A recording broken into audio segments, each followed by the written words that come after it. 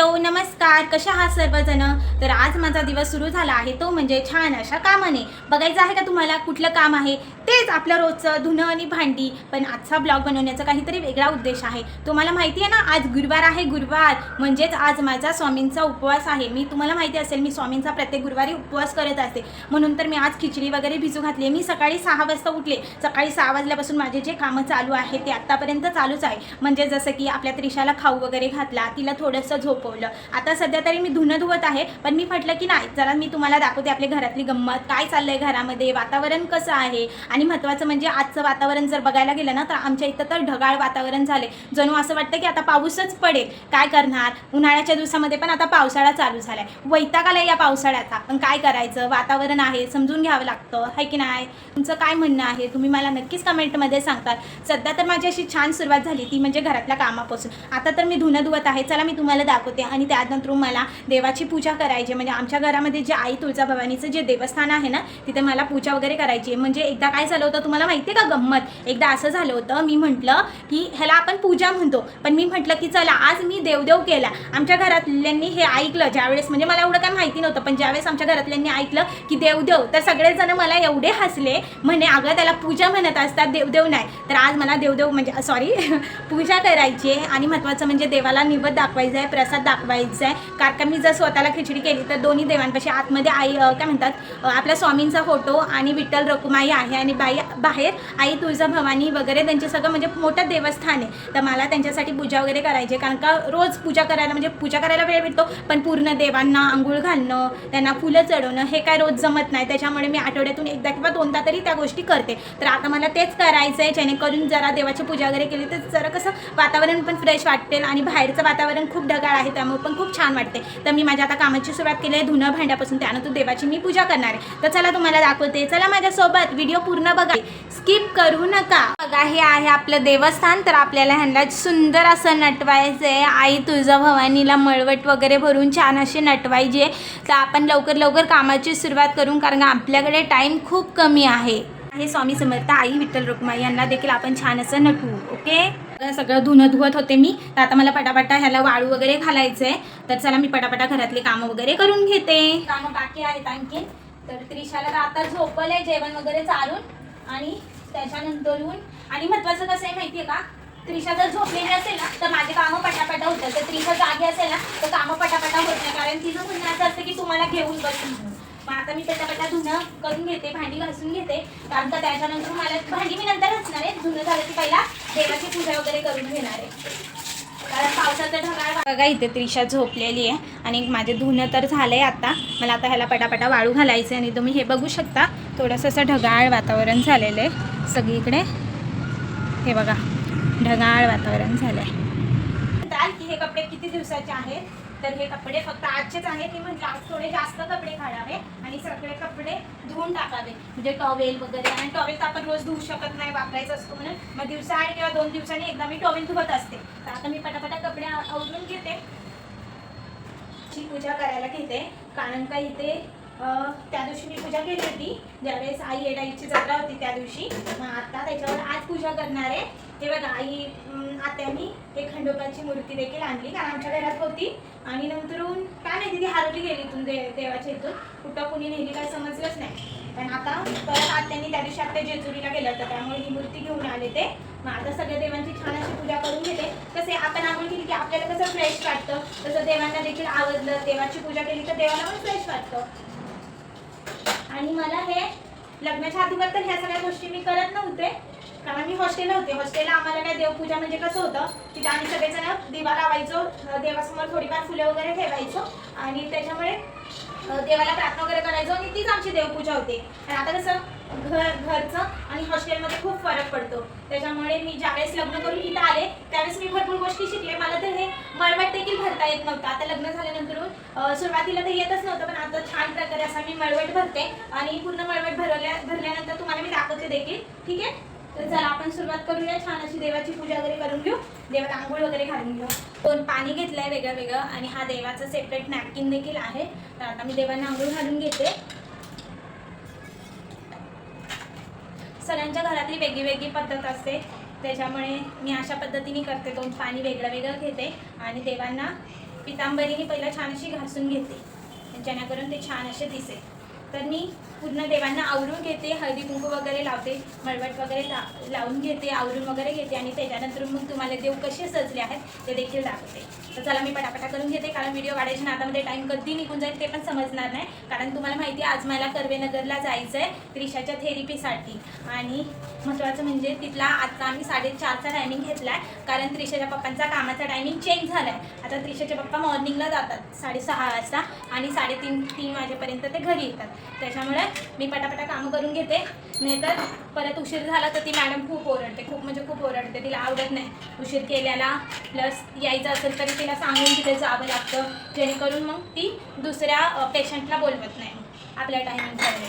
आमचा रोजचा डेलीचा टायमिंग आमचा 2चा असतो, पण आज आम्ही टायमिंग चेंज करून घेतला आहे. कारण का मी एकटी बसने प्रवास करण्यापेक्षा म्हटलं त्रिशाचे पप्पा 3-3:30पर्यंत येतील, मग त्यांच्यासोबत मला जाता येईल. म्हणून मी रात्री त्यांना फोन केला होता की मी येणार आहे म्हणून. तर मग मला पटापटा आवरायचं आहे आणि त्रिशालाही उठवायचं, कारण त्रिशाला मी नाचणी वगैरे चालून जेवण वगैरे तिचं करून तिला झोपवलं आहे. मग माझी देवपूजा भांडी वगैरे झाली की मला परत तिला उठवायचं आहे, तिला आंघोळ घालायची आहे, तिला आवरायचं आहे.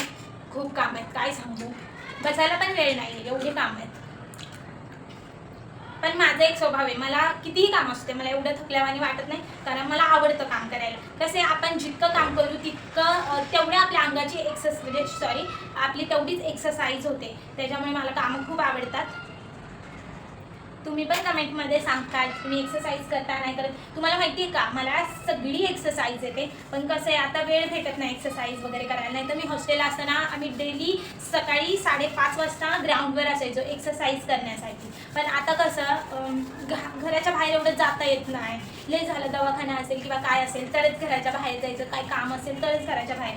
मग त्याच्यामुळे एक्सरसाइजला वगैरे वेळ नाही भेटत. आणि असं वाटतं की घरामध्ये आपण काय एक्सरसाइज करतो, एवढं काय सुचत नाही, त्यामुळे घरात पण एक्सरसाइज करत नाही. मग असा विचार करते की घरातले कामच केल्याने आपली एक्सरसाइज होते. त्याच्यामुळे मी आता पटापटा घरातले कामं करते, म्हणजे अर्धी एक्सरसाइज माझी 4 वाजेपर्यंत होईल. कारण मला 3:30 वाजता काही करून इथून निघावं लागेल, जेणेकरून 4:30पर्यंत मी पोहोचेल. म्हणजे तुम्ही विचार करा, आपल्या गाडीवरून जर आपल्याला जायचं म्हटलं तरी अर्धा ते 1 तासाचं अंतर आहे ते कर्वेनगर एवढा लांब येतो. तर मी आता पटापटा उरकते आणि देवाच्या पूजा करताना तुम्हाला दाखवते की कशी केली आहे मी देवाची पूजा. ठीक आहे, हे बघा मी सगळं देवांना आंघोळ वगैरे घालून घेतली आहे. आता तांब्या पण छान असं घासून घेतला आहे. तर त्या दिवशी आमचे पाहुणे गेले होते तुळजापूरला, तर हे तिकडनं कुंकू आणलेले, तर हे कुंकू देखील ह्याच्यामध्ये टाकून घ्यायचे. ते बघा आई तुळजाभवानी तिला पण मळवट वगैरे भरून घ्यायचं आहे. तर फायनली माझी पूजा वगैरे झाली आहे, फक्त देवांना फुलं लावायची आहेत. तर फुलं आणायला आपल्याला खाली जावं लागेल, कारण का आता त्रिशा झोपलेली आहे त्याच्यामुळे. तर माझी पूजा वगैरे झाली आहे. माझा हात बघा किती कुंकाने भरला आहे, कारण का मी मळवट वगैरे भरला आहे, त्याच्यामुळे हात पूर्ण लाल लाल झाला आहे. तर आता मी पटापटा भांडी वगैरे घासून घेते. पहिला देवाची खिचडी करते, थोडी खिचडी वगैरे खाते आणि त्याच्यानंतर भांडी वगैरे घासते, म्हणजे एकदमची सगळी भांडी आणि ओटा क्लीन होऊन जाईल. नंतर परत तोच पसारा पडून राहतो. आणि त्यानंतर मग त्रिशाला उठवते, जेणेकरून तिला पण चारता वगैरे येईल. हां, आणि महत्त्वाचं म्हणजे माझं झाडून पुसून पण राहिलं आहे. म्हटलं पहिल्या देवाची पूजा करावी आणि त्याच्यानंतर झाडून पुसून करून घ्यावं. तर आता देवाची पूजा वगैरे सगळं झालं. मी काल पण झाडून पुसून केलं होतं, पण आता काय एवढं घर घाण नाही आहे. पण कसं देवाची पूजा केली म्हटल्यावर एकदा झाडून पुसून झालं पाहिजे. रोज त्रिशामुळे झाडून पुसून करता येत नाही, मग मी दिवसाआड जसा वेळ भेटेल तसं करत असते. तर आता मी पटकन खिचडी वगैरे करते, देवांना प्रसाद वगैरे ठेवते आणि त्याच्यानंतर मग भांडी वगैरे घासून घेते आणि झाडून पुसून करते. मग फायनली माझे सगळे कामं होतील आणि मग त्रिशाला उठवते, कारण ती आत्ताही झोपलेली आहे. तर चला मी तुम्हाला दाखवते.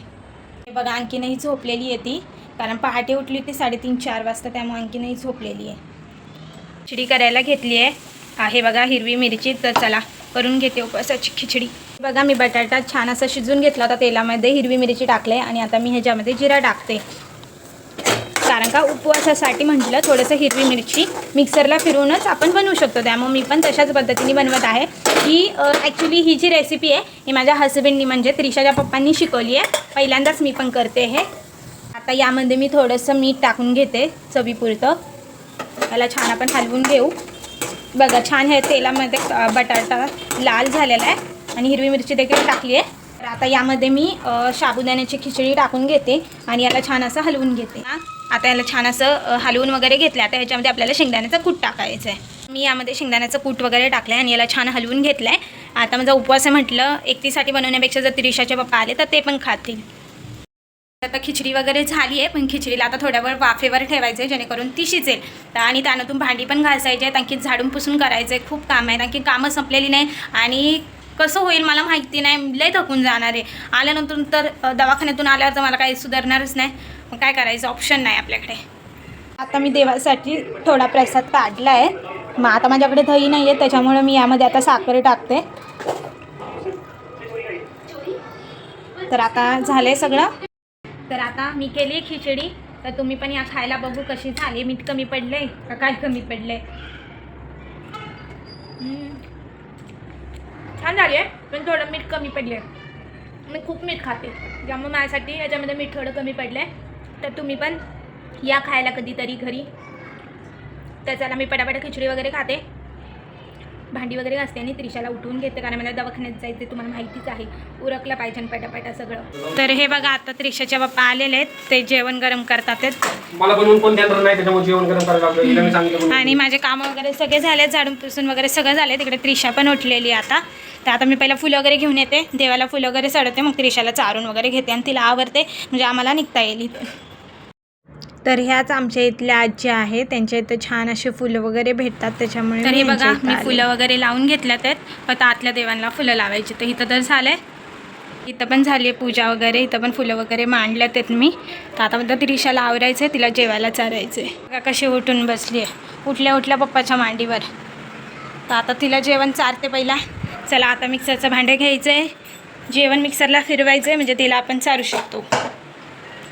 तर आता मी हिचं जेवण वगैरे मिक्सरला फिरवलं आहे, गरम भात. आणि बघा कशी रडते, आता तिला भूक लागली आहे. तर आता मी तिला जेवण वगैरे चालते, तिला आवडते वगैरे. त्यानंतर आपल्याला डायरेक्ट जायचं आहे त्रिशाच्या थेरपीसाठी. हे बघा, तर मी आवरून वगैरे माझं झालं आहे. हा मी नवीन टॉप घेतला होता, तोच आता घातला आहे, आवरून वगैरे झालं आहे. आणि आता जायचं आपल्याला दवाखान्यात, कारण 4 वाजत आलेले आहेत. तर आपल्याला आता इथून निघायला पाहिजे. ठीक आहे, चला.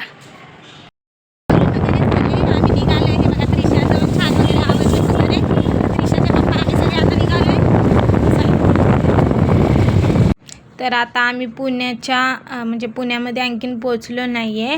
ह्याला साधू वासमानी चौक म्हणतात. तर इथं ट्रॅफिक आहे, सिग्नल लागला आहे, त्याच्यामुळे आम्ही थांबलो होतो. आणि ऊन पण खूप होतं. आता म्हणजे 14 एप्रिल आली आहे, त्याच्यामुळे सगळीकडे जयंतीची सजावट वगैरे म्हणजे सुरू झालेली आहे. त्याच्यामुळे इथं देखील पुणा स्टेशनमध्ये देखील मंडप वगैरे घातला आहे. छान वाटतं. 14 एप्रिलची जयंती आली, त्याच्यामुळे लोक खुश आहे. आता फायनली आम्ही थोड्या वेळानंतरून आम्ही वारजे माळवाडी, म्हणजेच आपल्या कर्वेनगरच्या वारजे माळवाडीच्या अलीकडेच कर्वेनगर आहे, इथं आलो आहे. त्रिशाची डोळ्यांची क्लिनिक आहे, मॅडम आतमध्ये आहेत. तर आता त्रिशाची थेरपी चालू झाली होती. हा अंधार आहे, तुम्ही म्हणता असाल हे सगळं काय आहे. तर त्रिशाला जी थेरपी करतात ती अंधारामध्ये केली जाते, कारण का महत्त्वाचं म्हणजे तिला डोळ्याला आणखीन व्यवस्थित नजर आलेली नाही आहे. ती वरच्या भागामध्ये खूप बघते, म्हणजे वरच्या साईडला खूप बघते, त्याच्यामुळे तिला रंगीबिरंगी अशा लाईट टॉर्चच्या माध्यमातून तिला अशा लाईटिंग दाखवल्या जातात, जेणेकरून तिने ते बघितलं पाहिजे. त्यानंतर त्यांनी रंगीबिरंगी असे झुरमुळे घेतले होते आणि टॉर्चच्या माध्यमातून ते देखील दाखवत होते. आणि त्याच्यामध्ये त्रिशा मोठ्या मोठ्याने ओरडत पण होती. त्यानंतर त्यांनी आरसा घेतला. आणि हो, आज तिच्या एका डोळ्याला तिने आरशात ओळखी लावून त्यांनी म्हणजे ते घ्यायला 2-3 अशा प्रकारे त्याच्यानंतर ती लावावी लागेल. आता ते व्हिडिओ कसा वाटला लाईक करा.